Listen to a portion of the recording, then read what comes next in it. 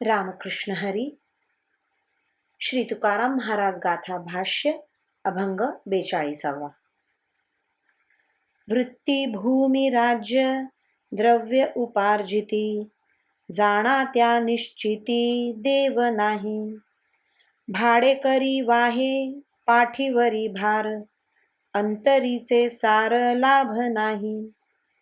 देव पूजेवरी ठेवून मन, पाषाणा पाषाण पूजी लोभे. तुका म्हणे फळ चिंतिती आदर, लाघव हे चार शिंदळीचे. जो देवाची भक्ती करून एखादी वतनदारी भूमी राज्य व द्रव्य मिळवितो, त्यास देवाची प्राप्ती कधीच होत नाही असे समजावे.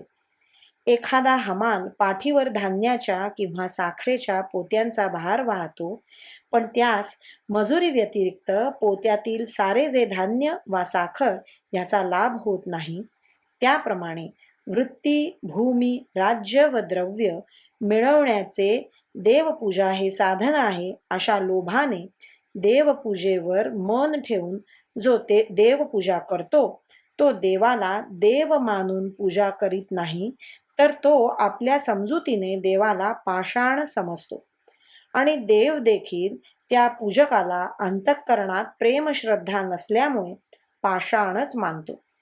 अशा रीतीने पाषाणच पाषाणाची पूजा करतो असे म्हणावे लागते.